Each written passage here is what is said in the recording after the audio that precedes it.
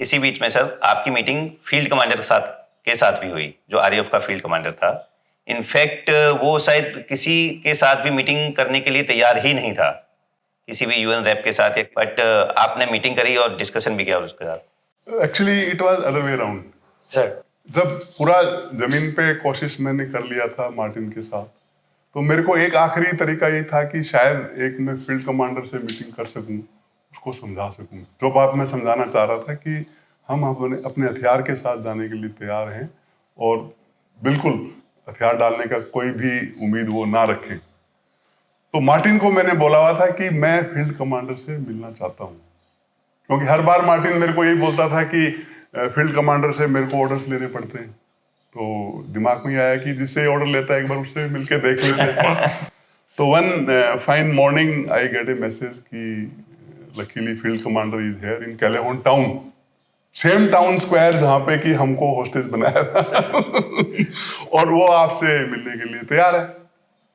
अब जिस town square में आपको पकड़ा था, सर्कल घूम के वापस वहीं आ गया कि आपको वहीं जाना है, और दिमाग बोल रहा था कि नहीं जाओ क्योंकि वही हालात शायद दोबारा हो और फिर से आपको कैप्चर कर लेंगे। लेकिन दिल बोल रहा था कि शायद कोशिश करने में हर्ज नहीं है, जब इतना रिस्क हम ले ही रहे हैं तो एक बार मिलके देखते हैं क्या है। फील्ड कमांडर जो है पूरी इस आरयूएफ का बॉस है, अगर उसके दिमाग में बात समझ में आ गई तो शायद रास्ता निकल आए। और मैं वहां से निकलता हूँ कैंप से, और जब कैंप से निकलता हूँ तो सारे जो कंपनी के नुमाइंदे, उनकी आंखें ऐसे मेरे को देख रही है कि ये आदमी अभी जा रहा है, हमारा कंपनी कमांडर वापस आएगा नहीं आएगा, कंपनी कमांडर कौन बनेगा ये फिर से पकड़ा जाएगा, वापस आने वाला है या नहीं आने वाला कुछ नहीं मालूम। ये सबको मालूम था कि जब मैसेज बाहर से आता था तो सबको पता चल जाता था कि ये मैसेज आया, क्योंकि मैसेज आता था बैरियर के ऊपर कि कंपनी कमांडर को बुलाया है।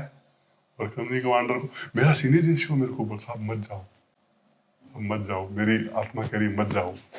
मैं बोला फतेह साहब, अगर मैं नहीं गया ना आज तो जिंदगी भर मलाल रहेगा कि एक कोशिश शायद मैं करता ना तो कोई रास्ता निकल आता, क्योंकि हम शांति सेना में आए हैं, हम शांति के दूत हैं, और मैं जा रहा हूँ, मैं उस शांति का एक मैसेंजर बन के जा रहा हूँ। उसके समझ में आती है ठीक है, और पकड़ लेगा फिर क्या है, पहले भी पकड़ चुका, कोई पहली बार थोड़ी ना है।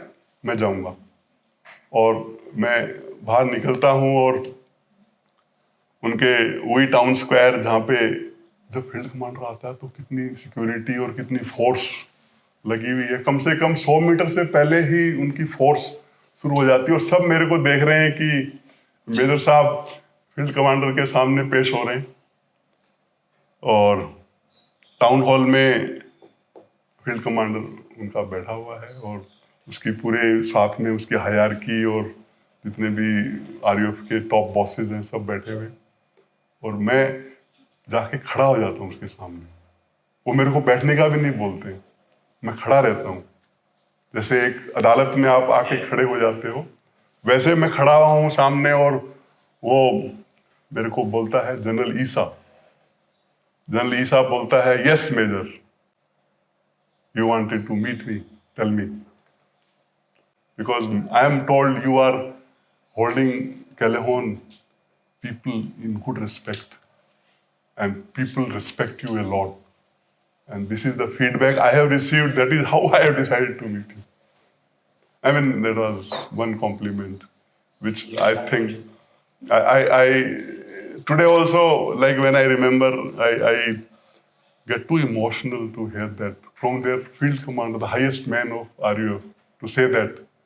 And it was, I think, very heart-touching, and I simply told him, I called him sir. I said, sir, I am here on a peacekeeping assignment, and my job is to try every possible way to resolve, to find a solution peacefully, because I am here for peacekeeping. And I am trying to do it from day one. And today also, I have walked up to you here to request you to agree to one request, which I have made to Colonel Martin, the brigade commander, a number of times, is that we are willing to go. You are also allowing us to go. Just let us go with our weapon, and we will walk out. Because that is all I am requesting. Nothing more than that. And he thought for a minute. He was into silence for at least 1 minute. वो सोचने लग गए. तो मुझे लगा शायद कुछ positive बात बनने वाली है. तो कि जो हमारे सोल्जर्स मरे हैं, वो भी, उनकी भी तो जान है, उनकी भी तो फैमिलीज हैं, उनके भी तो बच्चे हैं. उनको क्यों मारा गया? 1 मिनट सोचने के बाद उसने ये बात बोली कि जैसे बाकी कंट्रीज के सिपाही गए हैं वैसे ही आप जाओगे, हम हथियार. एंड ही टोल्ड मी कि आप लोग यहाँ पे कैलेहोन में अच्छा काम कर रहे हैं, लेकिन मैं एग्री नहीं होऊंगा. क्यों? क्योंकि मेरी जिम्मेदारी, मेरी जवाबदारी मेरी फोर्स के लिए भी है.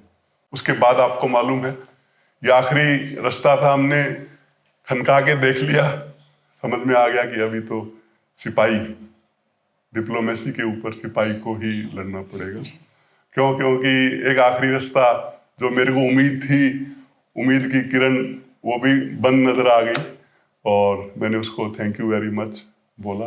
इससे पहले कि लेफ्ट राइट वाले मुझे पकड़े, मैं वापस अपने, इससे पहले वो सोचे कि क्या करना है, थैंक यू वेरी मच बोल के मैं वापस कैंप में आता हूँ. और वहां से फिर तैयारी शुरू हो जाती है कि अभी आखिरी रास्ता बंद है. अभी एक ही रास्ता है कि सिपाही wins and he has to fight. और अभी जो दूसरा हेड तो था डिप्लोमेसी वाला, उस हेड को निकाल के अभी वो सफेद कफन सर के ऊपर और मैदानी जंग में उतरना है. तो ये कई इंसिडेंट हैं जो कि आज याद करते हुए भी लगता है कि शायद वो समझ जाता. क्योंकि ऑपरेशन में आरयूएफ के बहुत कैजुअलिटीज हुए हैं. इस ऑपरेशन में हमने एक मेरी कंपनी का एक हवलदार कृष्ण कुमार शहीद हुआ. आज भी मेरे को इस चीज की तकलीफ है. पर आरयूएफ के कम से कम भी 150 से 200 जवान इस मारे गए इस ऑपरेशन में. शायद वो अगर फील्ड कमांडर उस चीज को समझ जाता तो वो कैजुअलिटीज नहीं हुई होती. पर वो लिखा था, वो ऑपरेशन होना था, ऑपरेशन हुआ. और उस ऑपरेशन के बाद सिरा लियोन में शांति कायम हुई है, डेमोक्रेसी आई है. सिरा लियोन के लोग आज भी हिंदुस्तान को सलाम करते हैं, धन्यवाद बोलते हैं कि इंडियन ट्रूप्स ने आरयूएफ को सबक सिखाया. तो आरयूएफ दोबारा नेगोशिएशन के लिए टेबल के ऊपर आता है, शांति कायम होती है. ये एक टैक्टिकल लेवल पे विक्ट्री नहीं थी, ये पूरे स्ट्रेटेजिक नेशनल लेवल पे. लेकिन उसका हम कहीं ना कहीं बाद में फॉलो अप नहीं कर पाए. नहीं तो आज भी मैं मानता हूं कि अगर हम सिरा लियोन के साथ में अपने रिलेशनशिप को इस ऑपरेशन को लेकर के आगे बढ़ाएं तो हमारा आपस में people to people cooperation, trade, economy, काफी कुछ संपर्क जुड़ सकते हैं. और हमारी सिरा लियोन के साथ में जो दोस्ती है वो हमें एक गेटवे दे देगी पूरी वेस्टर्न अफ्रीका के लिए. बहुत बड़ा एक I would say strategic level की विक्ट्री को हम एनकैश नहीं कर पाए. अभी भी वक्त है, अगर हम करना चाहें तो कर सकते. सर, सो ये फाइनली जो ऑपरेशन खुकरी, सर, इसका क्या प्लान बना था और एग्जीक्यूशन कैसे कैसे हुआ सर? एक्चुअली द प्लान जो इसका बना था वो फोर्स हेडक्वार्टर जो कि फ्री टाउन में था सर, और बटालियन हेडक्वार्टर जो दारू में था. और इसके क्राइसिस के बाद में एक जैसे सेक्टर हेडक्वार्टर उसको भी मूव किया गया था जो कनीमा में आ गया था.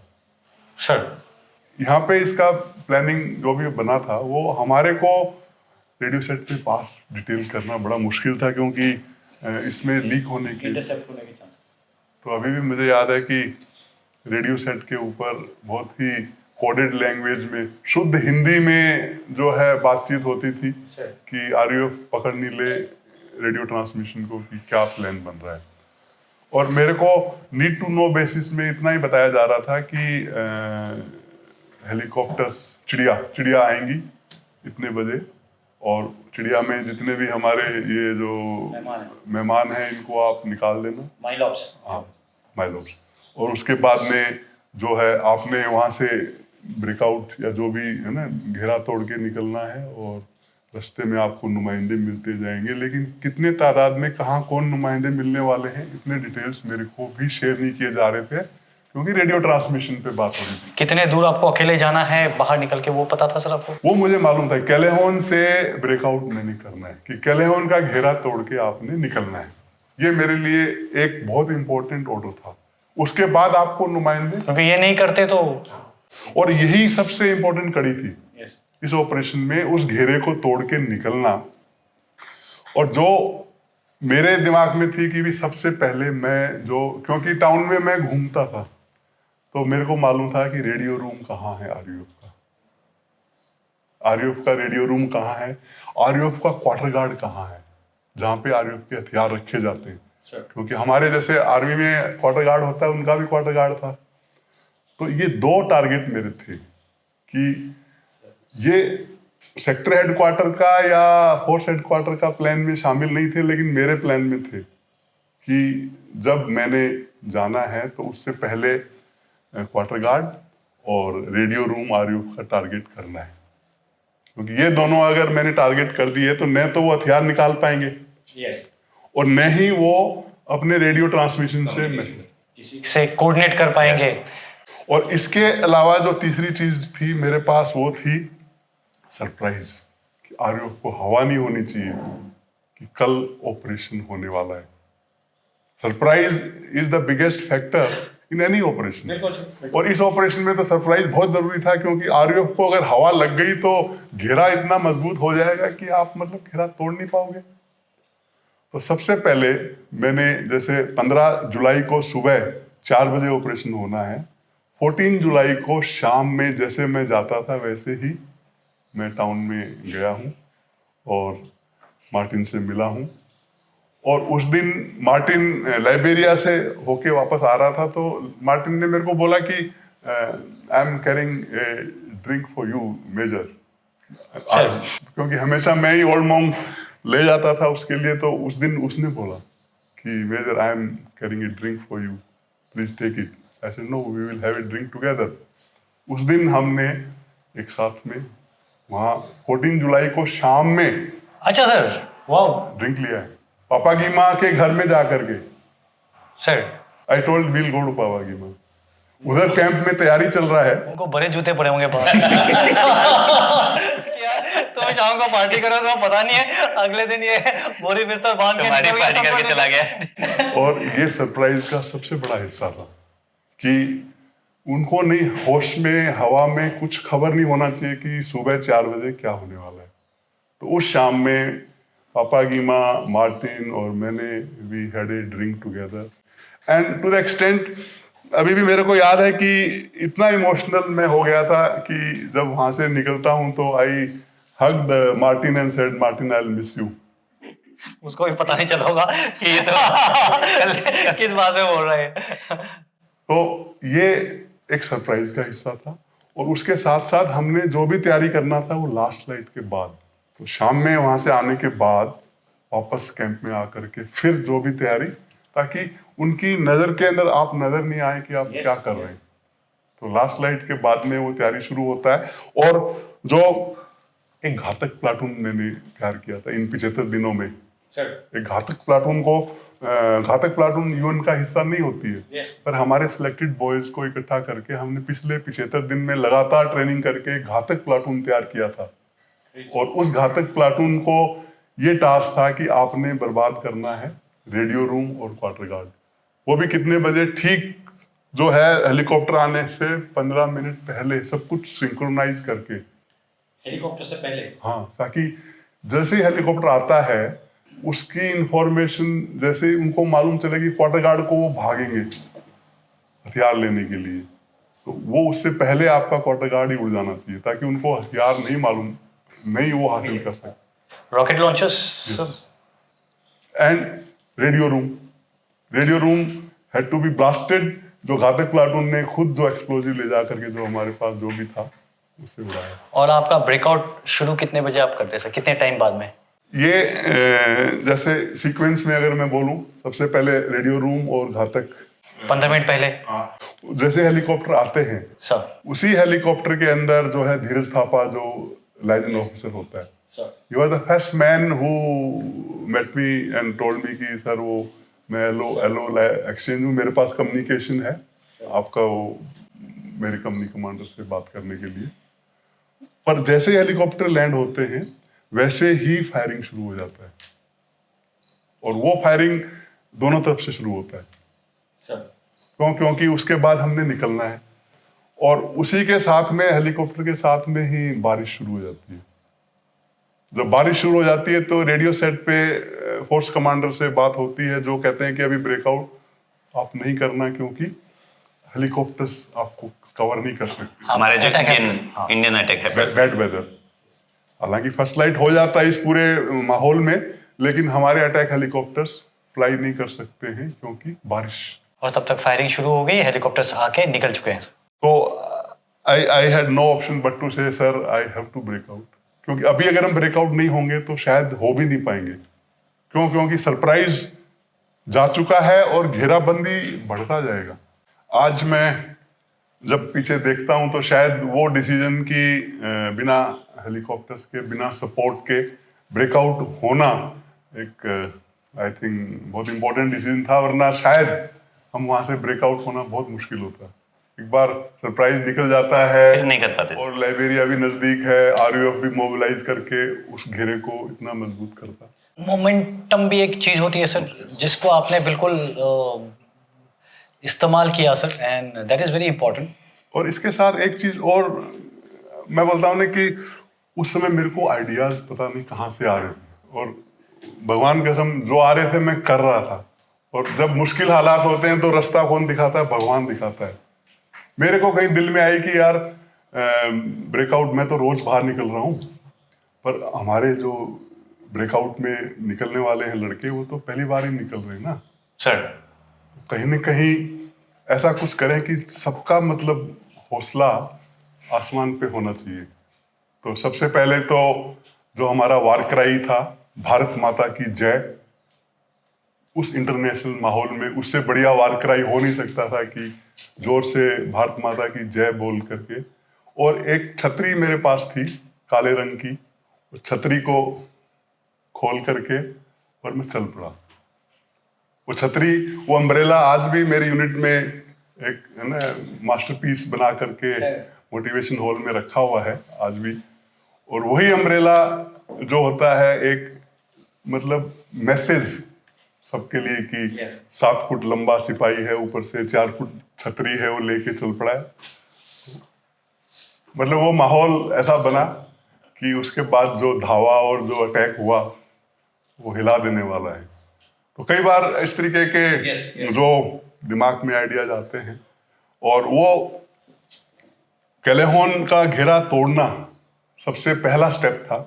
उसके बाद तो मतलब फिर मोमेंटम में ऑपरेशन चलता। कैसा तोड़ा ये? जब आप निकले होंगे, देयर वाज अ पोस्ट, कॉर्डन उन्होंने लगा रखा है, वहां पे बंदे हथियार के साथ है, आप लोगों ने उन पे फायर किया, भगाया, मारा? हमारे पास जो मैकेनाइज्ड इन्फेंट्री के अंदर हर सेक्शन में 2 रॉकेट लॉन्चर होते हैं। एक बीएमपी वेव होता है एक सेक्शन के पास। रॉकेट लॉन्चर्स बहुत थे, तो हमने रॉकेट लॉन्चर्स का मोबाइल फायर बेस बनाया हुआ था। ओके। कि ऊपर से फायर सपोर्ट नहीं है, आर्टिलरी सपोर्ट नहीं है, Yes. अटैक हेलीकॉप्टर्स आने वाले तो उसका सपोर्ट भी नहीं है। तो फिर क्या करोगे आप डायरेक्ट फायरिंग वेपन का ही सपोर्ट लोगे। बिल्कुल fire and move sir. And fire and move incidentally is the basic tactics. उससे बड़ी और कोई टैक्टिक्स है ही नहीं।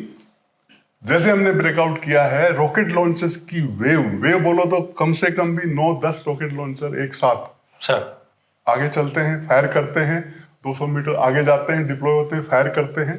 इस तरीके से जो है कि आप आगे अपने कम से कम जो है डायरेक्ट फायरिंग वेपन्स को रखो, जो कि इतना अम्यूनिशन आगे फायर करेगा कि अगले का दिमाग हिलेगा कि भाई क्या आ रहा है ऊपर आपके। बजाय इसके आप राइफल से धावा करो, एक आरएल हिला देती है आरएल तो बहुत ही, और 10 आरएल एक साथ चलती हैं तो कितना एक वो है ना तहस नहस करने वाला फायर पावर बनता है। तो कई आइडियाज, जैसे मैं आपको बोल रहा हूँ, आइडिया पे आइडिया आते रहे, और जब कोई सपोर्ट नहीं है तो हमने डायरेक्ट फायरिंग वेपन को सपोर्ट बनाया। एक fire base, mobile fire base concept तो मैंने बाद में आके सीखा कि जो मैं कर रहा था वो मोबाइल फायरबेस था, लेकिन वो कामयाबी का एक बहुत बड़ा हिस्सा बना।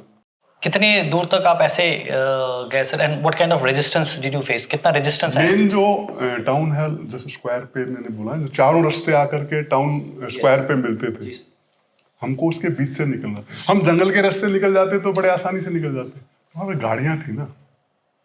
अगर पैदल होते हम सब तो हमने क्यों टाउन स्क्वायर में जाना, हमने नहीं जाना, हम जंगल के रास्ते निकल आते। पर हमारी जितनी गाड़ियां हैं, जब हम निकले गाड़ियों में सब सामान लोड किया है, सब लेके आए। पहले मैं सब छोड़ने के लिए तैयार था, अब मैंने कुछ नहीं छोड़ा है। सब गाड़ियों में अम्युनिशन, स्टोरेज, टेंटेज, कंट्रोल स्टोर, सब कुछ लोड करके गाड़ियों के दोनों तरफ आप जो है मूवमेंट कर रहे हो। आगे आपका जो है एडवांस गार्ड मूव कर रहा है। एडवांस गार्ड कौन है? रॉकेट लॉन्चर्स, और एक बीआरडीएम हमारे साथ था। तो ये आपके एडवांस गार्ड में आगे चल रहे हैं। कम से कम भी हम इस तरीके से 1.5-2 किलोमीटर का फासला।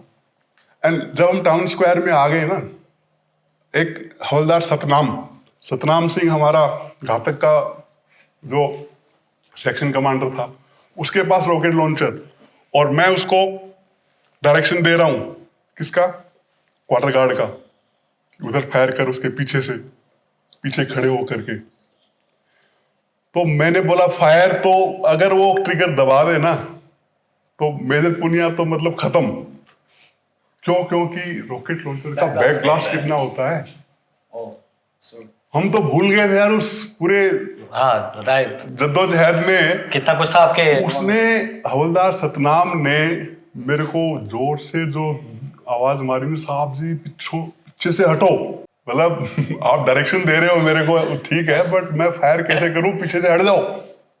अगर मैं खड़ा रहूं और वो ट्रिगर दबा दे तो शायद तो मैं कहना चाह रहा हूं कि हमने वही रास्ता लिया जो रास्ते से गाड़ियों ने आना था। हमने ऐसे नहीं किया कि भी गाड़ी इधर से आ जाए और हम पैदल उधर से निकल जाएं।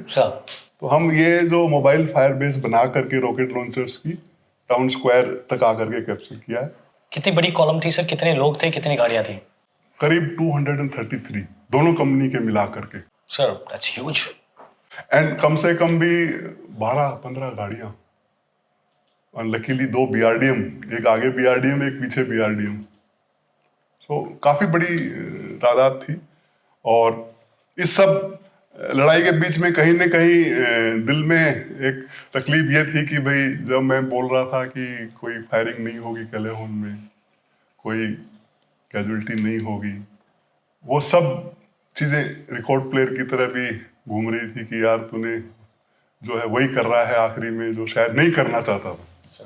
क्योंकि शांति सेना में गए थे तो ये था कि शायद कोई शांति से रास्ता निकले, लेकिन नहीं निकलता है।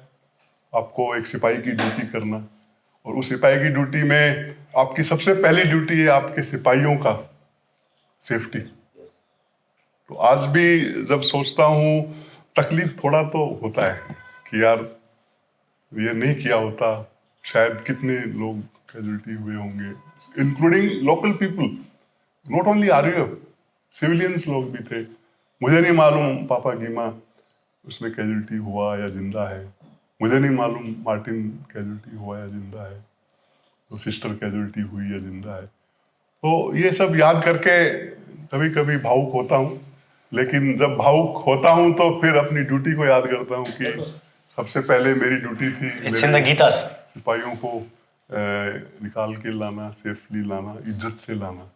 धर्म अपना, सिपाही का धर्म, यूनिफॉर्म का धर्म कई बार ऐसी इमोशंस के ऊपर उड़ जाता है। सर ये एक बार अगर मैं दोबारा से रिकैप करूं तो जय हिंद। आई होप आपने इस क्लिप को एंजॉय किया है।